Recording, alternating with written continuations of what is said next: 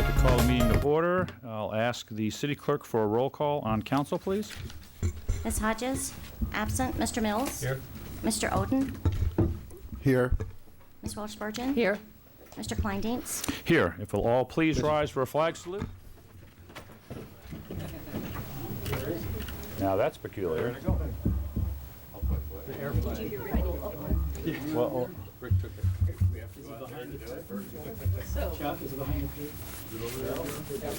We'll get the flag. is it here? Blue field is particularly large tonight. We'll have another television or something. Yeah. After this, after the flash, I was trying to say something on roll call. Excuse me. Well, it's not necessary to I know, but There's no requirement. You can't lapse out. I understand All that. right. All right. I mean, go ahead and do it, but it doesn't matter. It's not relevant. Where's your bugle, Chuck? Where's your room? All right, now we have flags. We have flags abound. Pick a favorite flag. If you'll all place your hands over your heart and join with me, I pledge allegiance to the flag of the United States of America and to the republic for which it stands, one nation, under God, indivisible, with liberty and justice for all. Thank you. And thank you for all of you who got flags for this part of the meeting. Well, Boy Scouts are prepared indeed. Mr. Mayor, Mr. Oden. I'd like to excuse Ms. Hodges for tonight's meeting. Thank you, sir. We have self-introductions of our cabinet, which is the representation of our boards and commissions. These are the chairs of the respective boards and commissions, and we meet quarterly. Scott, let's begin with you from Village Fest, please. Scott Meredith, Village Fest. Leo Cohen, Public Arts. John Schoenberger, Chairman of the Planning Commission. Bruce Bashore, Chair of Parks and Recreation. Lynn Bashore, Chair of the Library Board. And Richard Cataract, Vice Chair for the Human Rights Commission. Chuck Shield, Palm Springs International Airport. Very good. Thank you all for coming tonight. There are two occasions that are meeting anniversary this week, and I thought it appropriate that we recognize two of them. The first one deals with August 12th, which was the day in which New York City memorialized the loss of the firefighters that we lost at the World Trade Center. And last year, a small group of firefighters here from the Fire Department of Palm Springs flew back and marched with roughly 100 firefighters from around the world in one of the largest displays of that kind. And I'd like to bring that to the attention of the community because October 12th was that date a year ago. Additionally, there's a very significant anniversary here that we took a little more formal approach to, and I work with a number of our community members to bring this forward, thinking it may in fact be relevant not to forget the tragedies that occurred 5 years ago. And if I may, I'd like to bring this forward. 5 years ago last night, a 21-year-old student in Laramie, Wyoming was pistol whipped until his skull collapsed. He was then tied to a fence in near freezing temperature and left to die. 5 days later, on Monday, October 12th of 1998, Matthew Wayne Shepard met his maker. His death has raised the consciousness of people about prejudice and bigotry and the resulting hate and violence directed towards people who happen to be different. Palm Springs prides itself on being a welcoming community. Unfortunately, this is a mixed blessing. For example, statistics show that reported minority violence, contrary to stereotypes, is concentrated in areas where they feel most comfortably congregating. Since we welcome residents and visitors alike without regard to their ethnicity, their age, their religion, their sexual orientation, or their social status, we are especially vulnerable to hate crimes in all of these categories. This isn't just a gay thing anymore. This is really about humanity and decency. Although most of us lack the courage to look at human cruelty and insensitivity as it occurs in all sorts of context, we must let every ounce of bigotry and hatred be met with an equal measure of determination to end it. The enemy is oppression against all vulnerable groups and populations. Ultimately, the silence killed Matthew Shepard, the silence of well-meaning, educated people who pretended to have an enlightened view of homosexuality while quietly tolerating the abuse of gays and lesbians in their own community. The silence of the majority of Americans who shift uncomfortably when confronted by the thought that gays and lesbians may be no different from themselves, save for the fact that they are walking targets for bigots, disrespect, cheap humor, and apparently of murder. Listens to the silence which speaks eloquently to the truth behind Matthew's death. This also applies to all disenfranchised in today's society. To remain silent is to endorse murder. Now, we felt so strongly about this that I have actually issued a proclamation, in fact, 2 copies of it. One will be on display in the lobby here at City Hall for roughly a week's time, and there will be a signature book which is available for people who wish to make comments inside the book, and we are sending this to the parents of Matthew Shepard, and a copy of the proclamation will be sent to them. And again, we thought it important, based on the nature of our community, that we take a public stance against what happened to this poor man who was brutally victimized simply because of being different from those around him. So we thought, for the purposes of remembering, we'll ask for a moment of silence before we begin the council cabinet.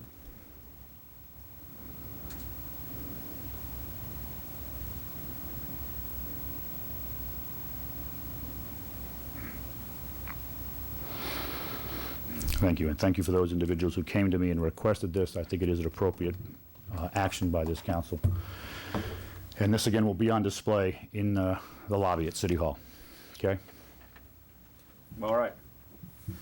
And with that, I'll turn to the report on the posting of the agenda from the city clerk. Yes, Mr. Mayor, the agenda you have before you was posted in accordance with council procedures last Friday. Thank you. We'll turn to our city attorney, Mr. Alshire, for a closed session report, please. The agency and the city met in closed session.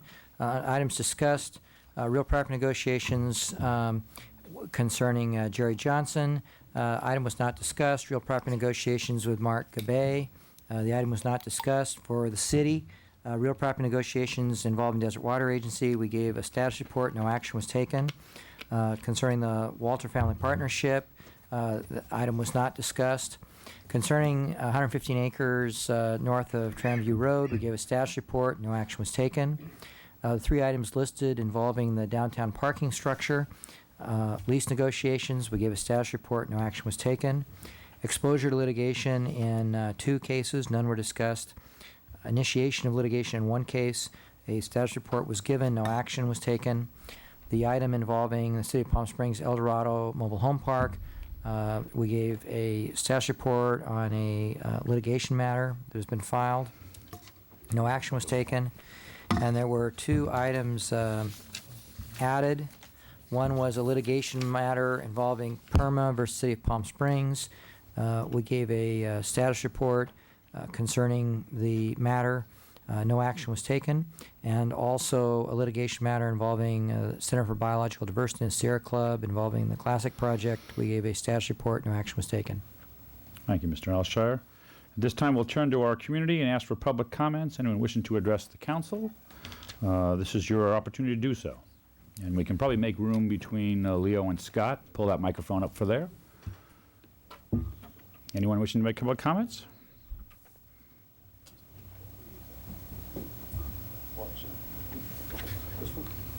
No, that one right there. Good evening, Mr. Mayor, members of council. Jim Stewart, Palm Springs. What I'm here tonight for, it's the first meeting with regards to the pollution out there with the campaign. We have several people running for a public office, and apparently none of them are aware of what the law really allows with the regards to signs.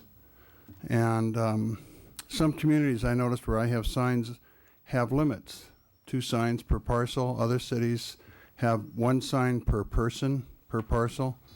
We don't have that, but the law does say in order to put your signs on a private piece of property, you must have permission of the landowner. If it is a property that is for sale, you must have the permission of either the landowner or the real estate agent representing the property. Signs are not allowed in the public right-of-way. If they're put in the public right-of-way, it is up to the community, the public, to take it down. It should be at a cost. Many communities, it is at a cost. And I think one of the most important things we have to understand is we have a lot of people running. I think 4 running for mayor, and I don't know how many are running for city council. And some properties here in town have 10 and 12 signs 4 and 5 for one person on the same parcel. And I want it to be known that if you attach a sign to one of our real estate signs, you're liable for the damage that is done to that sign. And I think don't want to say I'm speaking for all the commercial agents here in town, but I'm one of the guys that has probably 20, 25 signs up here in town. I'm a commercial property owner. And unless the candidate receives permission from me or from my client, the signs will be removed. But we're giving everybody advance notice, and I think some of the other agents in town feel the same way. Some of you have already called, and we've been given permission. Those that have not been given permission, I would suggest to get permission from the various landowners or get the signs down. With regards to our shopping centers, those signs that are being stuck up so high that nobody can get them down are all illegal. They have not received, and I can tell you, the Stater Brothers Center, they have no permission to have those signs 20 feet up in the air. So whatever it costs to take them down, those people are going to be reliable for it. But we should all cooperate. I don't mind signs coming up on the properties, but I don't want them nailed to my signs, and I don't think the other agents do either. When you split those 4x8s, those are $75 a piece. Thank you. Thank you, sir. Anyone else wishing to address the council at this time? Very good. Seeing no one, we'll close public comments. We'll turn to our discussion and or action items. The first item is the annual Board and Commission Recognition Dinner. And we're looking for comments back from those of you who attended and whether we should, well, what your thoughts were. Well, Chuck? yeah, I thought it was wonderful. The facility is just first class, and it was, we could hear, we could all feel like we were part of it. The food was great. I thought it was just a good evening of camaraderie and interest. It seemed to come off better in that venue than it did in that long, skinny venue. So I would give it a big thumbs up. Very good. Thank you. Let me echo that same thing. I thought it was very well done. The food, as you suggest, was good. The opportunity to interact with other people was outstanding. I thought the whole evening was a great one. Very good. Everything else all right? Do it again? Call me. Very good. We thought we'd just ask and see what your thoughts were. I know we got a lot of nice comments from the commissioners that night, but we just want to make sure if there's a chance, you could share your thoughts. We have a number of updates that we're going to present to each of you so you understand how we're moving forward on a number of fronts. The first one is the general plan update. And Mr. Reddy, I'll turn to you for a staff report, sir. Thank you, Mr. Mayor. With regard to the general plan update, I'm going to ask Doug Evans, our Director of Planning, to come to the microphone, and he's going to brief you on the process we have evolved to thus far, how far we've gotten, and just to let you know some of the positive and good things that are starting to occur in the committee that we've brought together. Doug, thank you. Thank you very much, Mr. Mayor, members of the council, and members of the cabinet. The General Plan Committee has been hard at work. They have been meeting about once a month. They have formed subcommittees to do specific tasks. They have actually created work for themselves, by themselves, and have actually developed a process to actually run the meetings for certain portions. So they're really doing a good job. It's a 23-member subcommittee that was really pulled together by the community. Nobody appointed the group. We went out and basically asked neighborhood groups, business groups, community groups, development sectors to nominate somebody from your community or your entity to participate in the general plan. So it wasn't a committee appointed by the council or appointed by the planning commission. It was appointed by the community. A very different approach. If you watch what other cities have done in the Coachella Valley, they've basically had the council appoint. Each councilman appoints X number of people. And it creates, I think, a little bit different dynamic. And I think we had a meeting very recently where we saw that dynamic really go in the right direction. One of the tasks that the committee's been dealing with is what's the vision of Palm Springs? You know, what should Palm Springs be? They had a group that had several people that have done visioning exercises, and they decided to form a committee to develop a visioning process. The committee came back and ran the last meeting for 2 hours. They sat in this room, and if I could pull the blue drape back, they still have their vision statement up on the chalkboard for the next meeting. They started with tons of ideas, broke it into sentences, broke it into words, and then they developed a vision statement, which I'll pass around, that at the end of the day, it wasn't quite all 23, but we probably had 18 or 19 people. They all said, this is a good vision statement. The statement reads, Palm Springs is a world-class desert resort community that aspires to provide a high quality of life for its residents and visitors, to balance its coveted natural, cultural, and historic resources with sustainable economic growth, and to maintain its beauty, openness, and opportunities to enjoy nature. It was a tough process to do that. I have trouble sitting in the room when you try to vision for 2 hours. I want to just write something.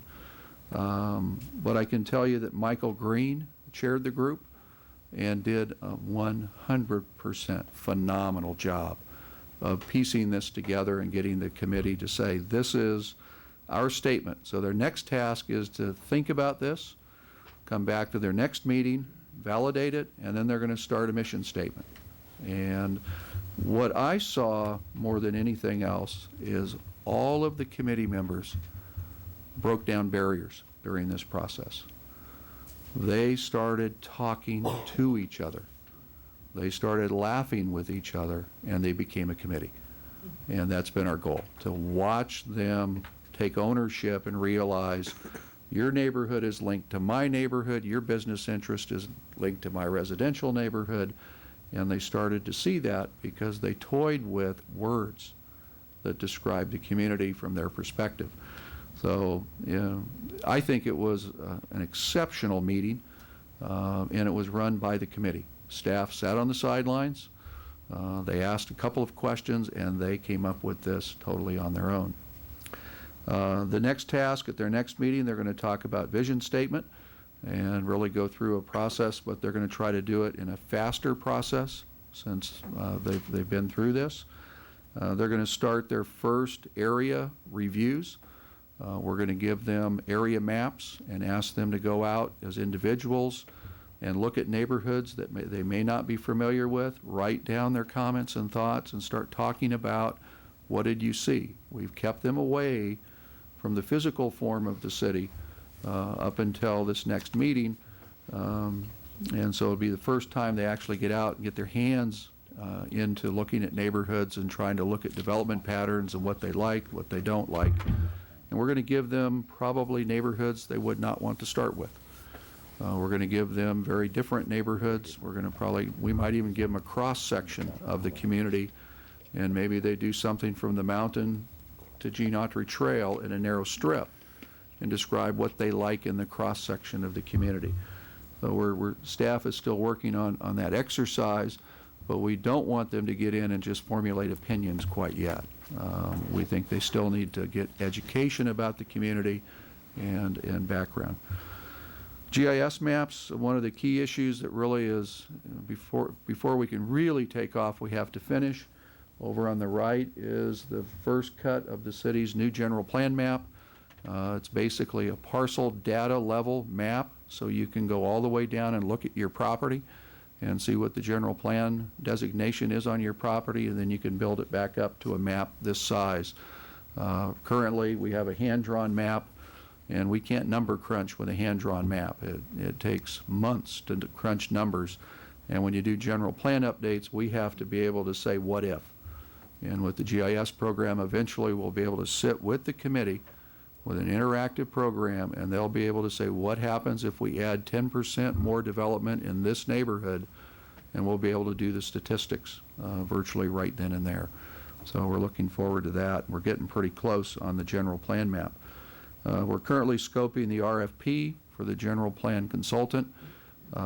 If we did a generic RFP, we would get a generic proposal and we'd get a generic general plan. We're trying to use the committee to help scope it so that we get a specific general plan, and the committee agrees with that. There's a community in the valley right now that is going through a general plan process, and comments I hear are, boy, it's just like the general plan in the neighborhood next door, the community next door. And what we're trying to do is scope the general plan work so that it's very focused for Palm Springs and not a generic document. And then the other thing, and I think I told you this at the last meeting, we're going to visit each commission. Each of the commissions that is involved in land use has a representative on the General Plan Steering Committee. So at the appropriate time, we're going to come visit some of you. We've already had some meetings with Parks and Rec about park planning, and we're certainly going to do that in the future. Mr. Mayor, that completes the general plan update, and we have a meeting coming up this month, latter part. Very good.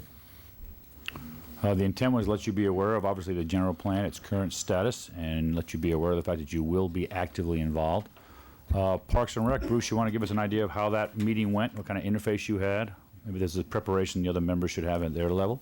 Well, J.M. Ivasovich, Dr. Ivasovich is our member there. We had a meeting today, and he indicated the same thing about the vision statement being prepared and the mission statement.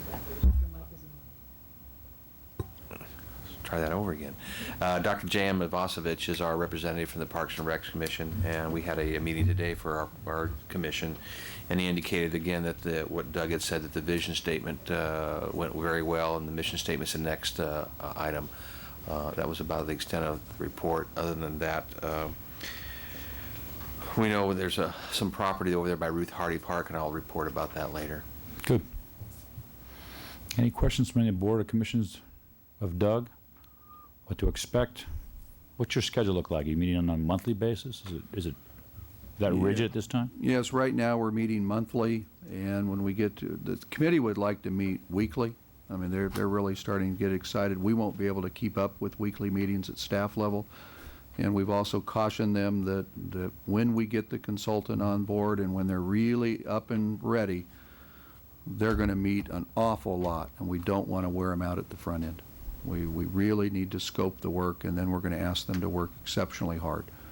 You know, and I wouldn't be surprised if we don't meet every other week for months at a time when we get into the meat of this one. Very good. Yeah, Mr. Mayor, that was Dr. Ivasovich. He felt that pretty soon it'd be going into every other week syndrome, and he said the synergy in the meetings is really phenomenal. Very positive. Everybody's very, very excited about it. Good. Council, questions or comments? Okay. Any comments from the chair? Covered very well. Excellent. Doug, thank you. I guess we'll go to our next item on the agenda, which is your Desert Fashion Plaza update. Thank you, Doug. Mr. Mayor and members of council and commissions. Jerry Ogburn, I'm going to ask to come to the microphone, who's the head of our downtown development.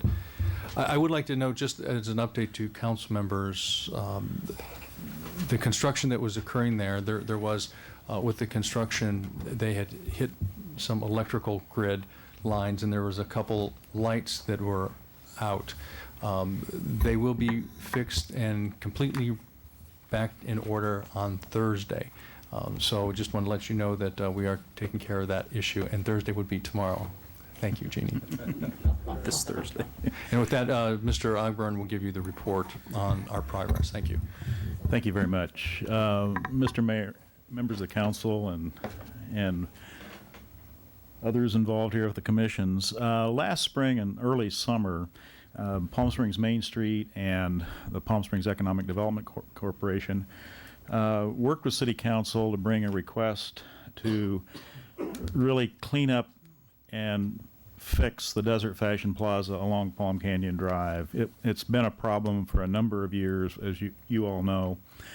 And we had an opportunity. There was the parking structure was more cost effective than we thought, and there was some money available to take care of this project. And to be clear, there are essentially two projects that are going on side by side on the same parallel line. What the city is doing through the City Council's direction is improving the streetscape from the property, the right-of-way line out. And Mr. Westman is improving his property from the property line in. And so what you see going on the elevations, the walls of the Desert Fashion Plaza, is all privately financed. Mr. Westman tore down the trellises, which have hidden that building for decades, and at his expense, and had them hauled off. And that took basically the entire month of August to get rid of all of that concrete. And that was the dirty, messy part. We have the city we started our project on September 2nd, and both projects, his and ours, are scheduled to be completed at the same time, God willing, and the lights stay on November 7th. And we're really close to that schedule. We're working diligently to make it. We know that the Veterans Day Parade is on the 11th, and what we picture of having, and all of our orders have been placed, is that all the landscaping, the palm trees will be finally placed. The pavers are starting to be placed now. The light fixtures, 21 light fixtures, are delivered Friday morning at 10 o'clock to the site. We have ordered the banners, the decorative flag banners for Veterans Day, and we have ordered the seasonal lights, the holiday season lights, to go on the 21 new fixtures. We'll have 38 new parking spaces, parallel, not diagonal. We'll have pavers, landscaping to match the rest of downtown. We have a few problems with the palm trees. The original plan was to relocate the palm trees. When we got into it, it was found that most of them were diseased, and we're unable to relocate them. So we found some additional replacement trees on other city properties. There were a few that had to be purchased new, which was a little bit of a surprise in the budget. But we still have a couple of adjustments to make to allow good handicapped access. There's a couple of places where we're about 6 inches off with tree to wall kind of dimensions. So there's some tinkering to do, but the good news is the hard work's over. Once we get the last of the palm trees adjusted, the lights should go up in a matter of a couple of days or so. And then it's going to be a matter of getting the power on and all that. So that's our project. Mr. Westman, you can see, has been working on colors, and he has, we think, a nice palette that we've had a lot of positive comments. If you have a chance, drive down and take a look at it. He still is finalizing those colors. He is also leasing the space. He tells me they have a tenant for the old Saks building, at least the ground floor, which would be a bookstore on a temporary tenant basis. He tells me he has another women's wear shop coming in, another a microbrewery, which we lost in downtown several years ago, and other uses. And I think that you'll see when the season hits, and at the height of season, our visitors will come back and say, hey, this is a major improvement. You can now see the center. People won't be asking. The favorite question in downtown is, where is the Desert Fashion Plaza? And they're standing in front of it. So you'll be able to see that it's actually a shopping environment.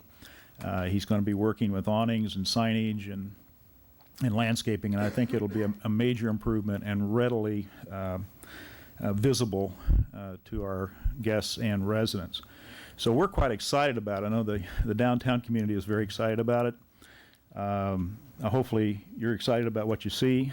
I think it's truly a fresh new face on downtown, and we know that the ultimate redevelopment's 2 or 3 years away. But this will be certainly a good placeholder and make us look cheerful and welcoming rather than dark and forbidding. And we're pleased to that. There's several things that are going on. We think that this season there's kind of a breath of fresh air, and the Desert Fashion Plaza is a big part of that. But as you know, the City Council has also worked with Main Street on a downtown public information program, marketing program.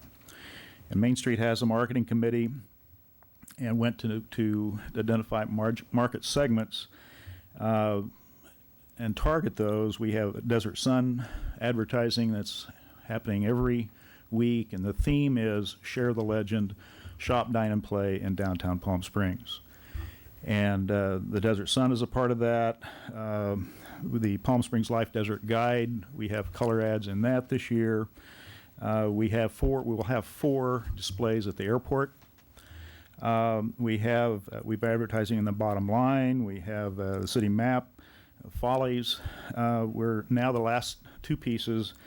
The committee recommended and approved was a trifold brochure that will be placed in all the concierge desks at the hotels across the valley, and window decals. We have a wonderful logo that you're going to see here in a minute, but the piece that it's going to take 60 seconds, and I'm supposed to give the high sign.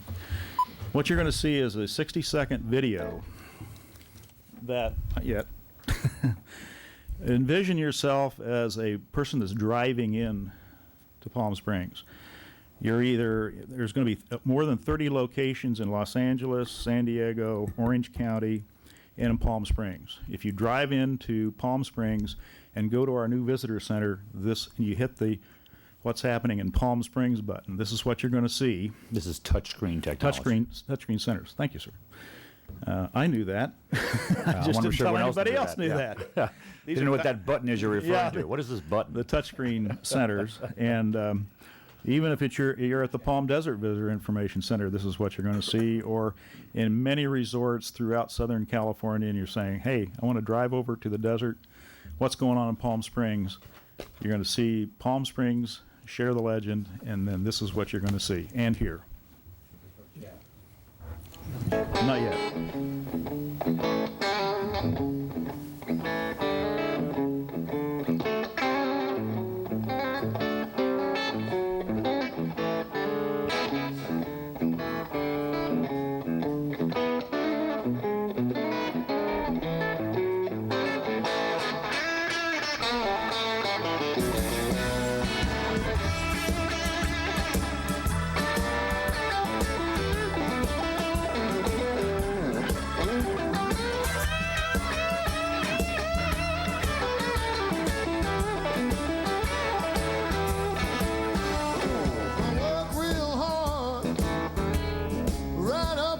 Friday, but when the weekend comes, I do it up my way. I could use just one more fun day, but I gotta get up for another Blue Monday, another Blue Monday. 40 hours gets me to payday. Lord, but it might be time. What do you think about that? Well, the city owns that piece, and that video cost us $1,400. And we will be playing at 30 locations. City manager and the mayor suggested we talk to the Visitors Bureau and getting this into the hotel rooms in the valley. So it's something we can use. We have the rights to use. The soundtrack is by Cal David. He's very happy that we use that. The photography we've all gotten all the rights to use it. And I'd like to thank the Main Street Subcommittee and John Greenberger, who's been working over the shoulder with us at no compensation so far to really help us get this edited properly. So we're very proud of it, and I think it'll come in useful to the community in a lot of different ways. So we're kind of, between the Desert Fashion Plaza and Share the Legend, we're kind of looking forward to this next season. Thank you. Any questions? Jerry, earlier this year, you came to the council from Main Street asking for a partnership whereby I think we gave $87,000 towards this program, so that this is part of what we're getting for the benefit of our citizens and our businesses in Palm Springs. That line item is $8,400, of which $1,400 was the production of that piece. There you go. So, nice piece. Very well done. Mr. Oden. Yes, Mr. Mayor. Could we get a breakdown of how much of that money is left and where it's been spent? Okay. The contractual obligations that we have so far, the Desert Sun, $25,116. That's, again, for 52 weeks in the Friday weekend edition. And we're going to be expanding that, not through city money, but we're taking on shareholders to do a full page ad with them providing the rest of the funding. The Palm Springs Desert Guide, a third-page colored ad for 11 monthly issues, plus the one that's on the shelf in the hotel rooms for a full year, is $23,000. The 4 airport displays, the production cost is $1,732, and because the city owns the airport, we get a real deal on the rental of those 4 spaces. It's called the Al Smoot program, and we're very appreciative of that. Touchscreen centers, which you just saw, was $8,400. The bottom line is $6,500 for 26 issues, which is 2 per month. City Map Corporation, 0. It cost us nothing. The Follies Connection, in all their programs, $1,149. That's a subtotal of $65,917. We have a total budget of $85,600. That leaves a balance of just under $20,000. Am I giving you too much detail? Or not enough? Okay, that's perfect. Okay. The trifold brochures, we'll take the production of those. We want to get as many of those. We want to use the same quality that you saw in the video and the same message, shop, dine, and play in downtown Palm Springs, and the same quality and the same theme. And we're probably going to spend most of the balance producing that, get as many copies as we can.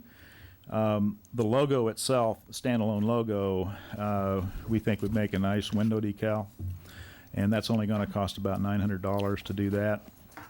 So, in lieu of bumper stickers, you can do window decals and share the legend with everybody in Southern California. The decal that goes on windows can be applied to people's personal cars if they want to. They go inside the glass. Sure. Yeah. Okay. So that's where we are. We now have contracts out for $65,917, and we have those coming for approval just under $20,000. So, and what we're noticing and hoping to do is leverage this into others that will be participating, private sector partners or shareholders. Mr. Willis Spurgeon. I just wanted to make a comment that at our last meeting when we talked about the Share Your Legend, Share the Legend, that Windsor Court is now using in our ad campaign, Share Your Legend. Yeah, right. Very good. And I will say the logo it is free for anybody's use if they want to incorporate it with their advertising, and that's our, by definition, of Share the Legend shareholder, either using the logo or the byline, Share the Legend, or whatever modification of that is.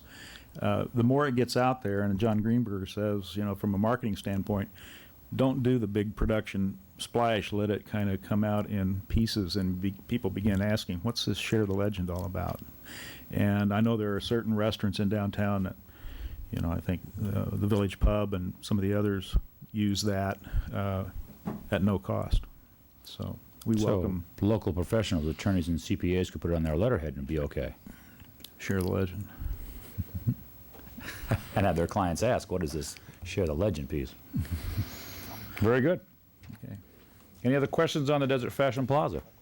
I appreciate the clarification on the lines of demarcation, property line being that which is one side the owner's work, on the other side is the city's work. There's been a lot of confusion in the community that we're doing all the work when we're not. We're doing the city's side, the city's work on our right-of-way, and then Mr. Westman, the owner of the property, is doing all of his work from the property line back to the face of the building. Right. And that's that partnership that's producing the results you're seeing. I was downtown for lunch today and looked down Tockwitz as I crossed the construction, and just the palm trees lined up and the new pavers. I mean, as simple as that seems, it looks clean, finished, sophisticated. I mean, and then you start putting the light fixtures in and the banner program.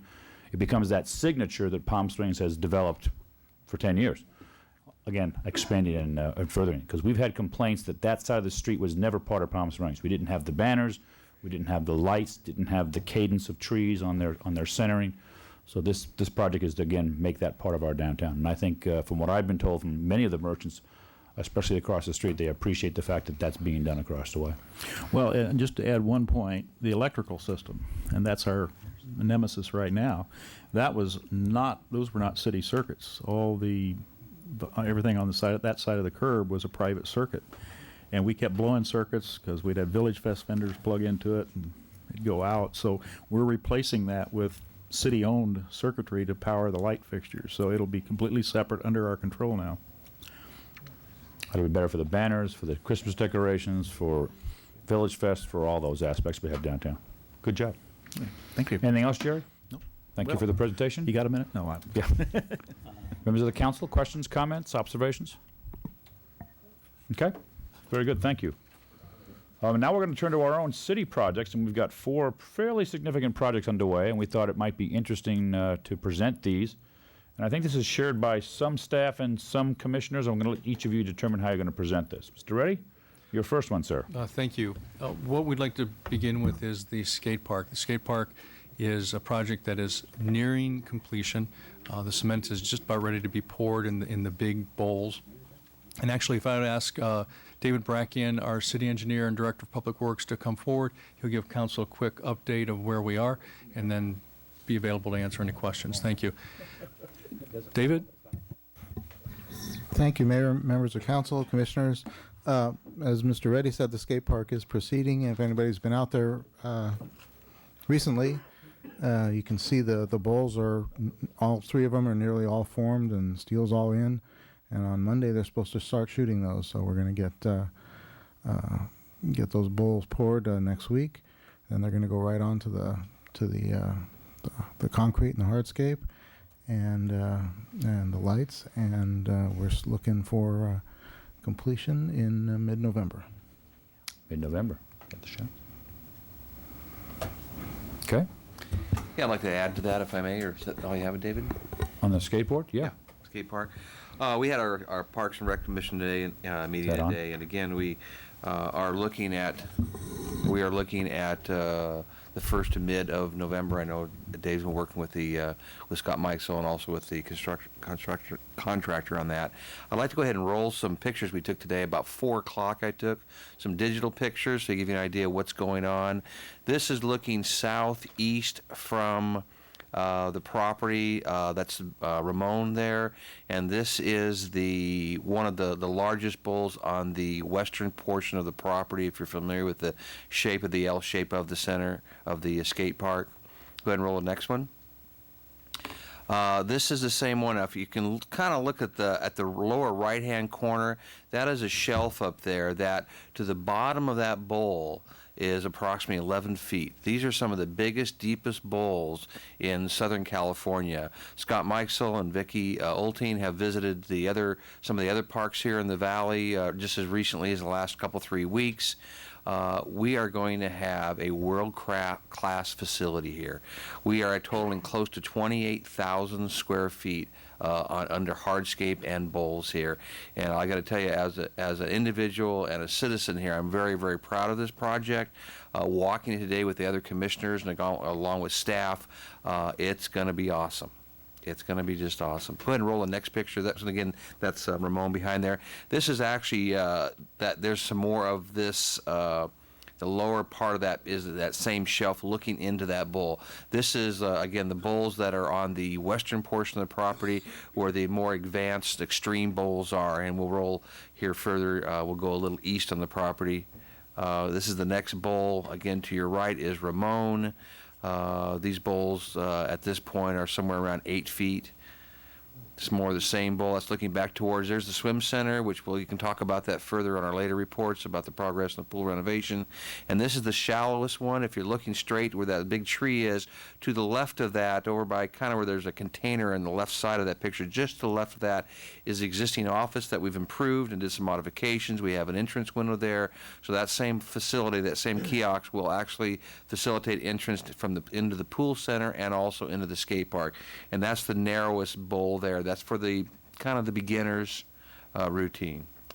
So I think, and again, I'm up on the embankment here. on the southeast corner of it, looking back to the bowl on the very left side is the big extreme bowl, and the one on the right side is the shallow bowl there, which is the beginner bowl. It's going to be a heck of a facility. Just really, really awesome.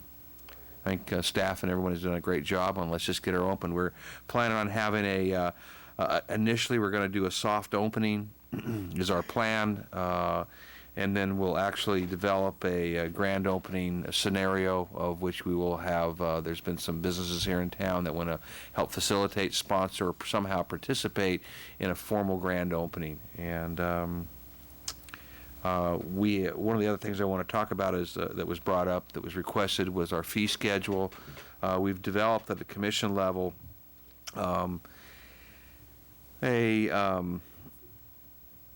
emergency card and waiver release form with the rules on it that's been in development, along with which includes also the fee schedules, and that basically for under 18 years old, for $10 you can buy a yearly pass. It'll be a calendar year, not a yearly based on when you purchased it. Since we're getting so close to the end of the year, I haven't confirmed this, but basically it won't start until January 1, where we do color passes just like we do for the golf resort, how we have different colors for that. Over 18 and over is $20 for a year, and for $30 you can have the entire family. Day passes are available based on our fee schedule that we have approved, council approved this last year on different facilities we have within the city, and Scott and Vicki and Lois over there have come up with a fee schedule for a daily rate, or they can actually, a person who might be in town occasionally back and forth every 3 or 4 months, or might be here for a month, will probably be cheaper for them to buy the yearly pass and versus buying a daily pass for 3 or 4 days. So that concludes that portion of it. Can't wait for it to get open. We have staff has indicated that we have a construction fence up there. They are aware of websites that are not sponsored by the city, but that there are pictures on those websites depicting our park, where people have, kids, whoever have went, wow, this is cool, somehow obtained a picture, have taken a picture, have imported onto a website. So I think we're going to hit the ground running when we have this place opened up. I think it's going to be a huge success. Bruce, you talk about cards to get in and price of an annual membership. Is that for residents, and is there a different and higher structure for non-residents? Has that been discussed at commission level? Yes, it was discussed, and unfortunately I may have to rely on Scott Mikesell for that. I don't have, wasn't prepared for that tonight, but as I recall, it was for residents, and there was a different fee schedule for non-residents, but I don't take me a task for that. Yeah, I may want to see, I think the council may be interested in knowing the difference between structures in other cities. I would imagine there's probably a favorable rate for residents and then a little bit higher rate for non-residents. Right, I remember we did look at those issues, yes. And so if you haven't got that, I'm sure Scott can get that to you in his next weekly report. Yeah, as Jeannie says, like the golf course, you have your resident rate and then you have your non-resident And that's rate. exactly what we looked at. We actually modeled it towards that, yes. Okay, well, when that comes forward, I'd like to see the comparisons between other cities and how you do it with non-resident versus resident.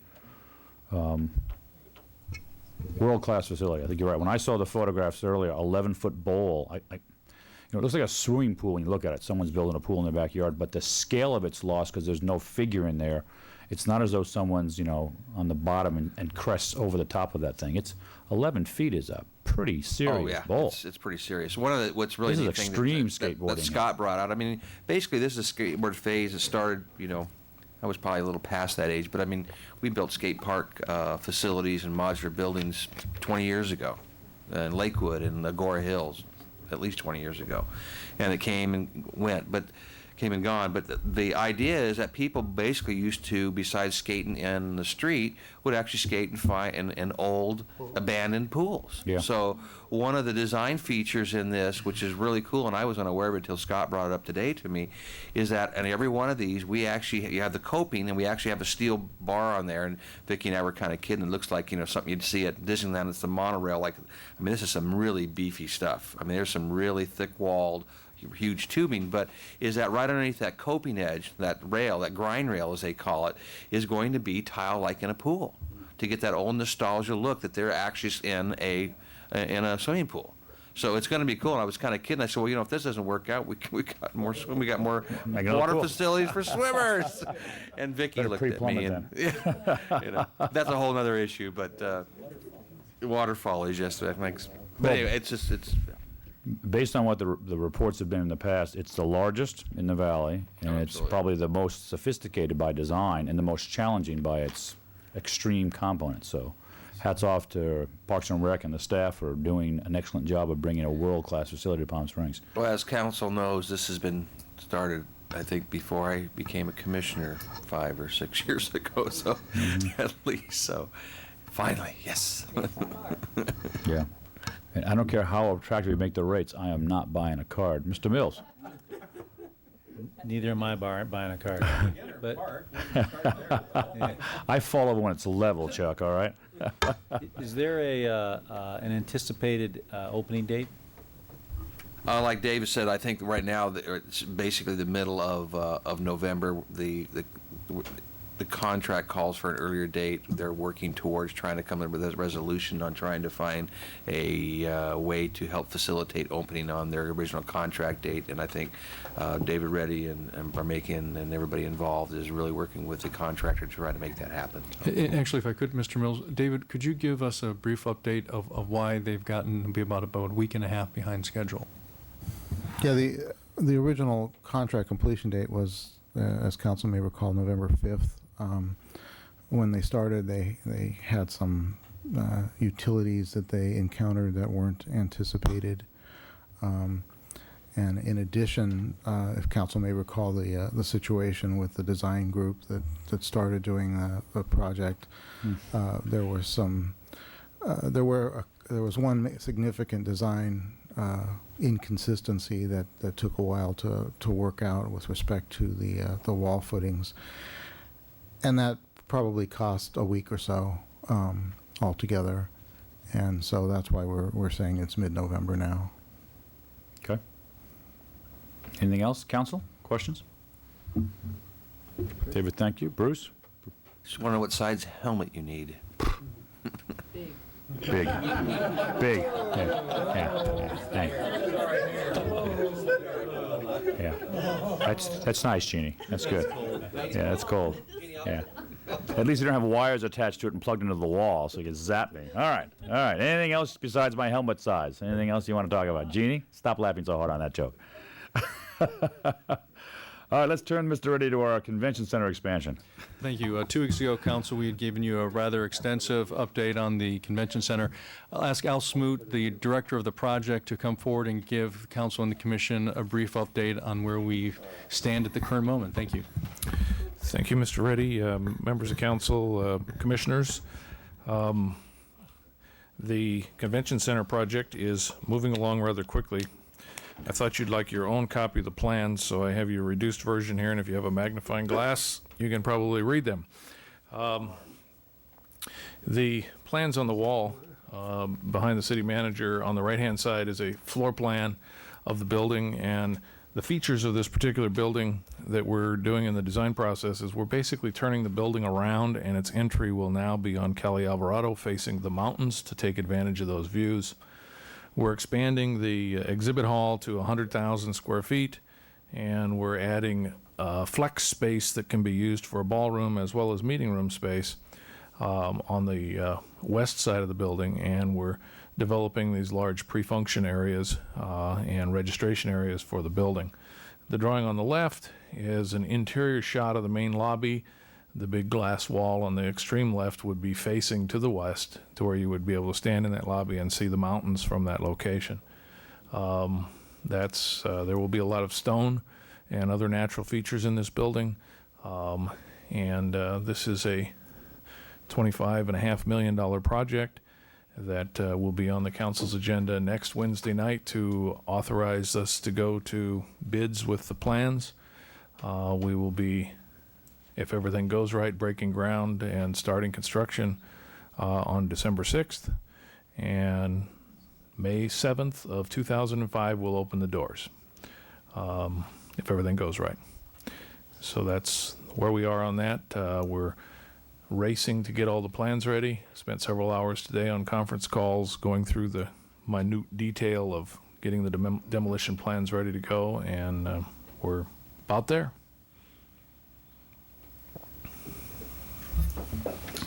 There you go. Snapshot. Chuck. Mr. Mayor and Al and fellow commissioners, Jim Dunn spoke to our Rotary Club today and gave us a rather long and thorough briefing on it. It's going to be spectacular. There's just no question about it. The ability to walk out the front, see, and walk downtown will be just amazing. Most people don't realize how close it is to downtown. I went over there and looked and realized it's 2 blocks away. Yeah. It's amazing. It's going to be wonderful. He had a bunch of pictures of the front, and it's just going to be a spectacular project. And I think the city is going to really, really reap a lot of benefit from it. Not only just the size, but the way it's laid out and so forth.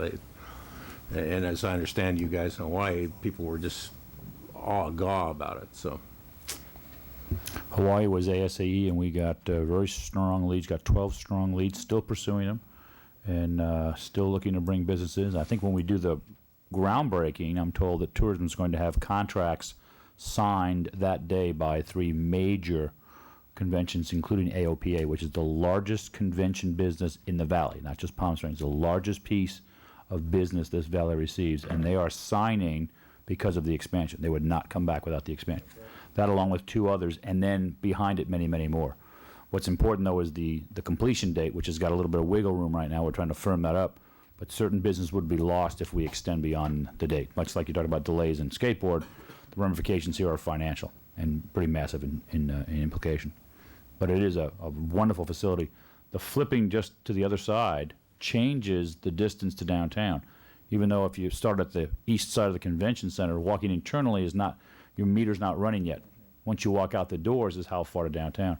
And it's like you say, it's a 2-block walk, and intentionally designed such that we pass the casino to engage with that partnership, to make that experience part of that whole downtown core. So working with their enhancements and improvements and eventually more, it'll be a tremendous asset for Palm Springs. That core, the convention center, the casino, and the mall, eventually when it takes its final configuration, is an intended goal of this council, to tie it all together, unify it. And it is a remarkable project. Mr. Smoot is, I think, in charge of this thing, for a while anyway. Other questions or comments? The intent is to make us obviously much more competitive in this challenging industry we call hospitality, and this is going to do it for us for a while. Other comments? Mr. Smoot, thank you. Mr. Reddy. Visitor Center, I'd like to ask Mr. Smoot to remain. This is his project as well. For those of you who have been past the Visitor Center very lately, the wall that was in front has now been cut down to size, about half its original size. You can see right into the building now, and we're making progress. Al, would you update us there, please? Yes, that project is moving along well. The wall was cut down last week, and the metal building, which is going on behind it, is about 60% complete, which is the restroom facility. It's going up quickly. The site improvements are proceeding despite the boulders. And we're moving those around the site and making things go well. We have to do the work on the inside of the building to get it completely prepared. And at this point, Linda will be moving her operation lock, stock, and barrel the weekend of the 14th of November. So we are, again, racing that project through, and everything right now looks like November 14 will be a completion date on that, and we'll get them into operation quickly thereafter. Well, November's going to be a big month. You got the completion of the skateboard park, the completion of the visitor center, the commencement of the groundbreaking on the convention center itself, and then it is estimated that sometime in that same month will be the completion of the casino. So there's a lot of activity going on, and as Jerry indicated earlier, we'll be completing the downtown work on the mall in the first week, and then the last bit of completion is what Al's going to talk about next, which I think is the International Airport roadway. Yes, Mr. Mayor.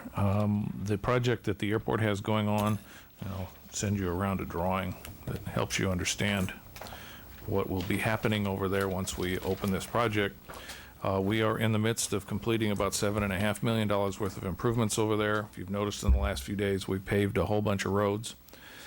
Tomorrow, we will start erecting the fabric roof that goes over the inspection plaza, so you'll really start seeing something out there. And we are moving along rather well. This is a response to security requirements following 9/11. We will be the first airport in the country to have a specifically designed inspection facility remote from the terminal building, so that in higher levels of security we can stop and inspect all vehicles before they get near the terminal building. The roadway looks pretty complicated, and it is. Besides the roadway, we're also spending $750,000 on overhead signage to help people find their way through the process and make their way to the terminal building. We'll also be able to, the long-term parking lot is actually, it's labeled on here, is actually an employee parking lot. However, this year through the holiday season, we're going to leave it in place as a long-term parking lot so that we can not have to do the shuttle operation that we have. And the CNG station that's shown on there is actually supposed to be moving just a little bit to the right of where it is there. We're hopeful that will happen soon. We're trying to encourage them to move on. And hopefully we'll get them to do so. The operation of this roadway system looks very complicated, and it is. However, once you go through it once, you will be able to understand. The one thing that is different is before we started this project, you could go both east and west on the roadway that connects to El Cielo and find your way over to Ramon at Vela. When we open this, you will only be able to go west. East, excuse me. Don't come west. You'll be able to proceed east directly through just like you have in the past, other than you'll have lots of merging traffic all around you for the airport. But if you come the other direction, you'll get inspected, so don't come that way. The project is nearing completion. It will be completed on the 12th of November, excuse me. And that will be the grand opening in the evening that night, and we should have it done by then. So another thing in mid-November. Big month. Big month. Chuck, comments from the Airport Commission? Yes, I just wanted to add, the TSA this is a major project, and they are very, very excited about it. This is a showplace, and as Al said, it's the first one in the country. It has lots of electronics, which I'm not even privy to, and they are very excited because there will be a dozen dignitaries a day coming through to look at it, and we'll have a chance to show it off. So I think this is really kind of a little landmark that we had never anticipated when we started doing designs for security. Mr. Smoot, you speak of the CNG station. Any idea where they're at? What's holding them up? They have submitted an application to planning, but I understand they submitted the wrong one. So they're redoing that. They continue to have discussions with the gas company as to where the gas main is going to come in. I think we have that worked out now. We are trying to encourage them as best we can to really move along, because it's going to look like an eyesore in the middle of a beautiful facility when we get through. I have no hope that they will finish in time for us to open. My fondest dream will be they actually finish before the end of the calendar year, but I doubt that. So as quickly as they can proceed, hopefully they will do so. As I understand, there are 2 grants to help facilitate it, and I think a third attempt by federal to get some additional gas lines in for capacity. Yes. Those are all lined up at this point, though? That's The air correct. quality ones, MSRC and feds? Yes. And we're waiting for a design? Yes.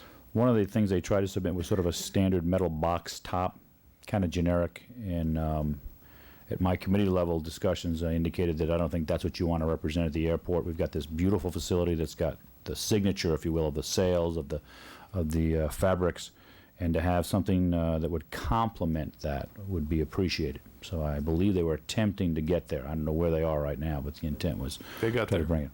That part will be achieved. That will, good. And just for your purposes, it's just above the taxi cab where the little line kind of goes around it. It's that gray area above it on the right. That's where the gas station, the fuel station will move to. So eventually the CNG station will be cleaned up and become landscaped area, at least initially. So I'm with you on trying to move that. It's chain link fence and kind of exposed equipment right now. Good. Mr. Mayor? Mr. Mills. Al, at one time, the customs relocatable was out in that gray area to the right. Mm-hmm.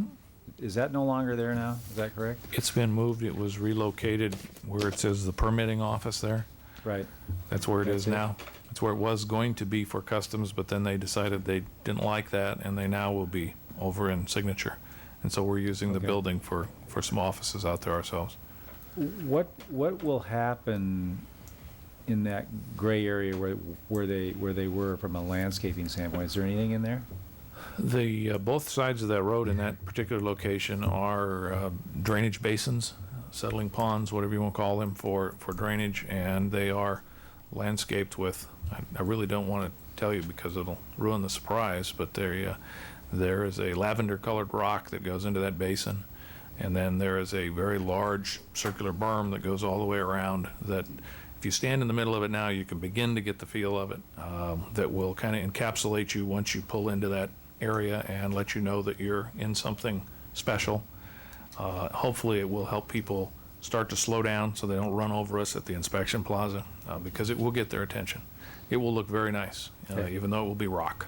So is that spoil the surprise, or is the lavender No. rock? It's out of the, okay, not out of the, okay, That's there's not more to all- come. there's All right. more to come. All right, good. Because Leo looked surprised when he heard lavender rocks. No, the real surprise is when we show you how we stop people if they don't want to. All right. All right. We'll look forward to that surprise. And this is mid-month of November sometime. November 12th will be the grand opening at 4 o'clock in the evening. You will all be getting your invites soon. Very good. Very good. Thank you. Thank you. Anything else from the airport on this item? Any questions by commission members? Leo, Just a quick question. grab a mic, please. When you're on Ramon coming west, will there be something that will direct you and stop you, of course, but something, what is it, that will stop you from accessing that road off of Ramon going west? With the intent of coming into town as a bypass road. That's my old shortcut. There will be rather explicit signs to tell people that this is the airport entrance only. There will actually be some temporary signs out there that flash a lot to let people know that in the beginning. A lot of people will go through it once and then decide that it's not a shortcut anymore, and we'll go the other way. But you can go eastbound. You can go The eastbound. eastbound flow still exists. That's Traffic still signal maintained. still in place. Is there any signalization along the bypass road, or is this all non-signalized? It's non-signalized at this point. We may have some problems at the one big intersection there that may have to have some type of, As it changes, okay. yes. We're waiting to see how the traffic develops. Okay. And the art sculptures that line the median, are they still in this location, being? They're still there. Still there, good. With more to come. There's more to come? Yes, that's part of the Part of the surprise. surprise, okay, okay. All right, say no more. Yeah, there you go. All right, anything else on that item?